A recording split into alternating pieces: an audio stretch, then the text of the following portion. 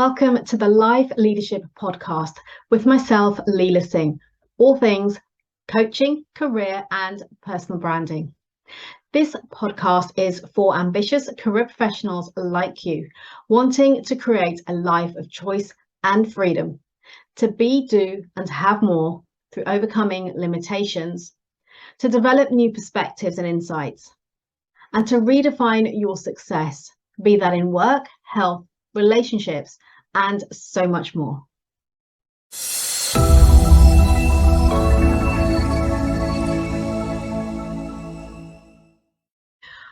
Hi there, good morning, good afternoon, good evening, wherever you are watching from in the world today. Welcome to Live with Leila and wishing you a very happy new year. I do hope you had some time over the Christmas and holiday season to relax, to rejuvenate, and to reflect on what a year it has been for you. So, my name is Leila Singh. I'm an executive, career and personal brand coach, and I work with career professionals, typically aspiring execs in the technology industry who are looking to overcome their limitations so that they can uncover their infinite possibilities and potential, all while showing up as the best version of themselves, what I call life leadership. Today's topic is about being intentional or Groundhog Day. So we've just entered a new year, and there's everywhere I can see on social media, on all of the platforms, we're talking about setting goals, intentions, New Year's resolutions, and making this the best year yet, and all that kind of stuff. I'm guilty of it. I've been sharing that. I've been talking about it. I've been talking about reflecting and looking at, what you're going to be doing this new year. So today's topic is all about whether you're going to find yourself back in Groundhog Day this year, or you're going to be intentional about where you want to get to, what you want to achieve, what you want to change in your life, what you want to be different.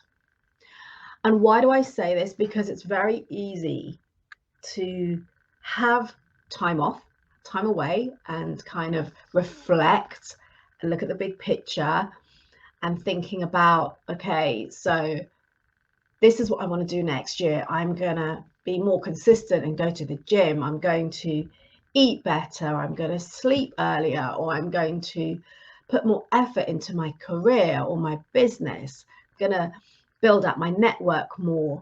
I'm going to invest more time and energy into my relationships, or seeing my family more often, or work in some way, invest to increase my finances. There could be so many different things, right? And you're thinking, yeah, I'm going to do all of these things. And the new year is now here. It's the 10th of January. It is renowned for most people to fail on New Year's resolutions before the end of January. Never mind February, before people have given up. And then what tends to happen is that you end up back in Groundhog Day. Why? Because you revert to type, you revert to what you've always done, and you just end up doing the same thing. And then what happens is you'll get to the end of 2023 and you'll think, nothing's really changed.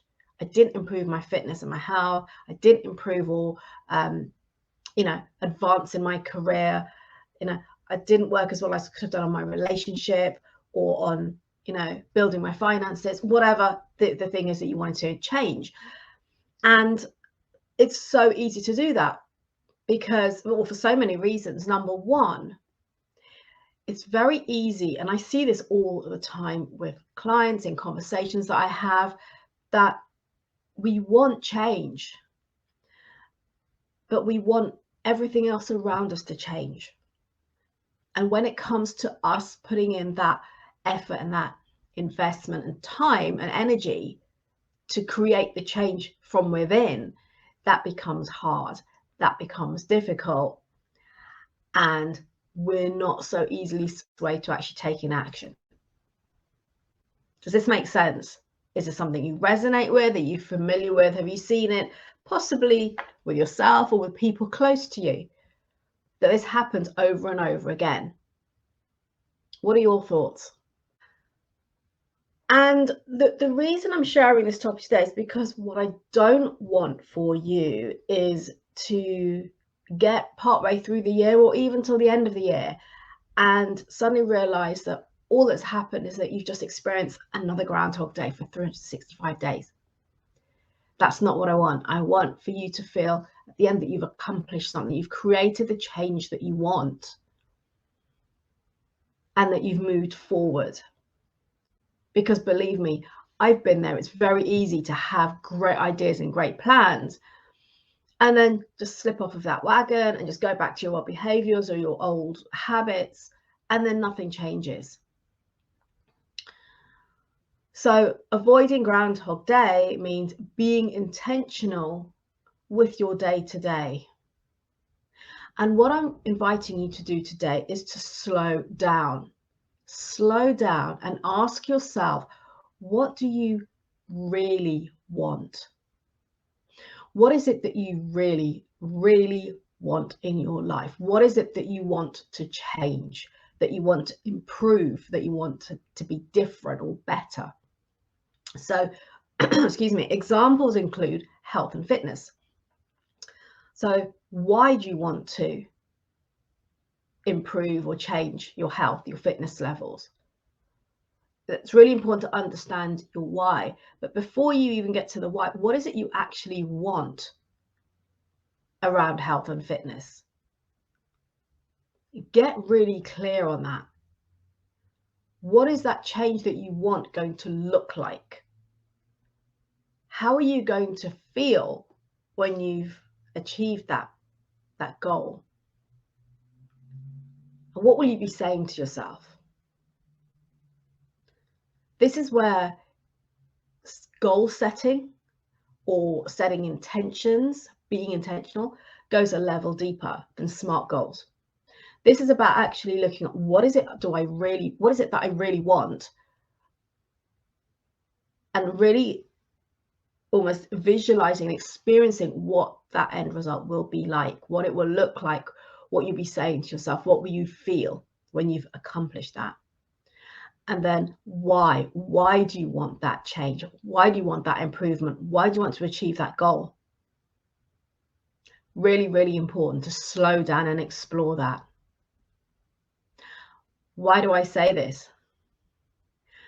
Because particularly with us being surrounded by so much noise from social media, from articles you're reading, the newspapers, even on TV, everything's about it's a new year and we've got to do this, we've got to do that. And it's easy to do is to get sucked into, oh, I have to do this, or I must do that, or I must do the other, because society believes and feeds you that information that is what you have to do. And therefore we don't always slow down to think, well, actually, what is it I really want when it comes to my health and fitness? Do I really want a six-pack, or do I simply want to have more energy and be healthy? Do I want to run a marathon, or do I want to be able to run up 2 flights of stairs without getting out of breath? And there's no right or wrong answer to this. It's about really tuning in to what you want and why.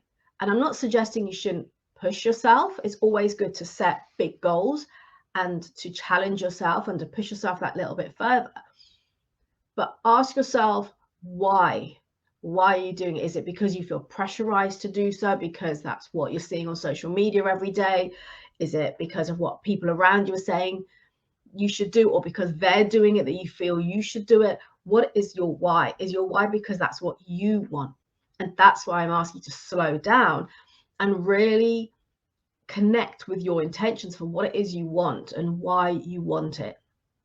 So I'm using the example of health and fitness because that's a big one for a lot of people. It's like, we've all seen it and heard it. You know, the memberships at all the gyms shoot up in January. Everyone goes and joins the gym again. It's like my New Year's resolution. I'm going to get fit. This year's going to be different. And by the middle of January, if not early February, a lot of those people aren't going anymore. They've cancelled their membership, or they leave their membership running thinking they will get back there, but then it just doesn't happen. So I'm using it because it's a popular topic. It's a popular goal, right? But here's the thing, right? Slow down to what it is you want to see improvements, what areas you want to see improvements in your life, and look at why, explore that. So think about your health and fitness. Is it you want more energy, you want to have more clarity in your mind, therefore having or being fitter and healthier will enable that? Is it because you want to lose weight? Why do you want to lose weight? So to feel more confident, to be able to feel confident, to be more visible and show up in the world? Is it because it's simply healthier for you? You know, there's so many different reasons, right? But understand for yourself what the reason is. Don't just latch on to what we're seeing out there in the social media, on TV, about why we should do something. Yeah. So other areas to consider in this area are now things like work. So your career. What is it you want to change? What do you want to experience differently over the course of this year? What needs to happen? Is it that you want to earn more money? Is it that you want to get a promotion or some form of recognition? Are you thinking about changing your job? Are you thinking about changing the company you work for? Are you thinking of pivoting to something completely new? Or are you thinking of leaving and jacking it all in and starting your own business? What is it you want, and why? Why is it you want it? And that's really, really super important. And then the next stage of this is to ask yourself, what aspects of this are in your control? Because there's always things that are outside of our control. So for example, a pay rise, there's so much we can do. You know, we can build a business case, we can have a conversation, you can ask the question, but ultimately the outcome of that is outside of our control. In most cases, we can influence it, but we don't necessarily have the last say. Therefore, look at the things that are in your control, because if you don't, you'll be relying on people and situations outside of your control to make things happen, and you'll get frustrated when they don't. So taking back control, taking responsibility for the change that you want to create, means looking at what areas of these things, that whether it's your health, it's your work situation, it's your home life, family life, all of these things, what are the things that you can influence? What are the things that you can change? What are the things that you can control? So identify those things. And then you want to avoid overwhelm, because it's very easy. We could set a whole load of goals for a whole load of different things, go into overwhelm and then do nothing, right? And I always say to myself and to clients, go with the baby steps. So when you get clear on where you want to get to, start building up the baby steps to get there, so you don't fall into overwhelm, because the risk of falling into overwhelm means it's easier and quicker for you to then just give up, because it just becomes too much. So again, slow down, identify where you want to get to. And if we use the health example, think about, right, okay, so I want to, you know, drop so many pounds by the end of the year. I want to be fitter and toned up and have more energy, blah, blah, blah. Whatever the goal is for you, understanding your why, and then thinking to yourself, right, okay, so what are the baby steps for me to get there that will prevent me from falling off the wagon, from giving up or redirecting to something else and just jumping from one thing to the next? So baby steps and setting little milestones. And that's something I often do for myself, particularly around my health, is setting smaller milestones to get to my bigger goal, because that keeps me more focused and more motivated to keep doing it, rather than setting myself a great long goal for December when we're in January and thinking, oh, it's so far away, and then you kind of lose the enthusiasm. So I do milestones. So I have like monthly milestones, maybe weekly, and then daily helps you to build out those habits. So that's my invitation to you today, to really slow down and consider what it is you really want for you, for your family, for your loved ones, for your circle. And how does that reflect in the different areas of your life? So I've identified to you like the 4 main ones that come to mind, which are work, health, relationships, finances. You've also got things like personal growth and personal development. So is it that you want to read more books, or maybe do some courses, or get a coach or a mentor?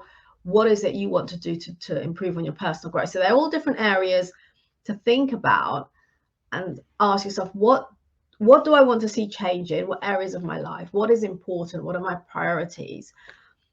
But understanding what it is, what it's going to look like, what you're going to feel like, and what you'll be saying to yourself at the end of that goal, achieving that goal. And checking in with why it's important, looking at the areas that you are in control of, that you can influence, so that you can also then avoid getting frustrated, angry, giving up. And then creating a plan, having some milestones, I call it baby steps, so that you avoid overwhelm. And here's the thing that I haven't mentioned: remember to celebrate. Remember to celebrate all the little wins as you progress. Because often we forget, and then we forget how far we've come. So by having just little treats for yourself, and I'm not talking about if you're trying to lose weight, go and eat a great big cake. All I'm suggesting is, treat yourself to a massage, or for a nice walk in the countryside if it's something you don't get to do often, or having a nice soak in the bath, or whatever it might be. It's just like a little treat, but something to just honor and recognize what you're doing and the little wins and progress that you are making. Because ultimately, I want for you to get to create the life that you want in 2023. What I don't want for you is to get partway through the year or to the end of the year and feel like, oh my God, I've just fallen back into the same old habits, the same routines, nothing's changing. It's going to be just a repeat of last year. I'm not going to have moved forward. I'm not going to have grown in my my career.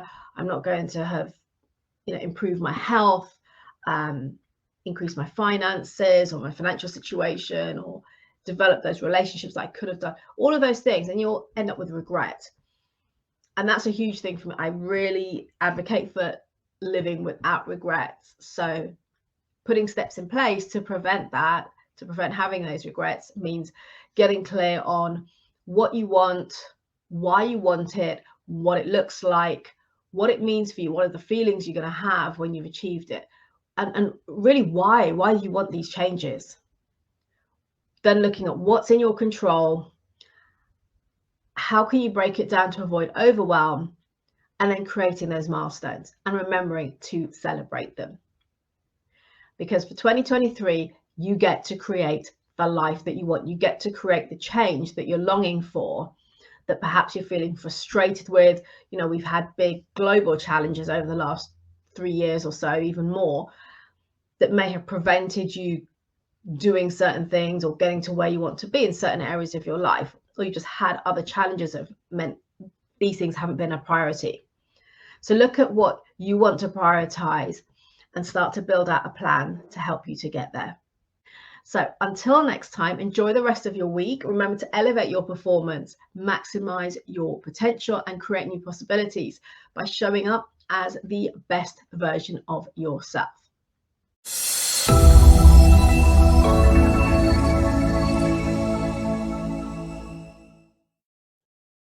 Thank you for listening. Please subscribe to this podcast if you haven't already done so. And if you enjoyed and gained value from today's episode, then do please leave a review telling us your key learnings and what you enjoyed the most. And do please share this podcast with your friends and colleagues so we can spread the word on life leadership, creating a life of choice, freedom, and new possibilities. Connect with me directly on LinkedIn, and if you would like to learn more about how we can work together, either DM me on LinkedIn or email.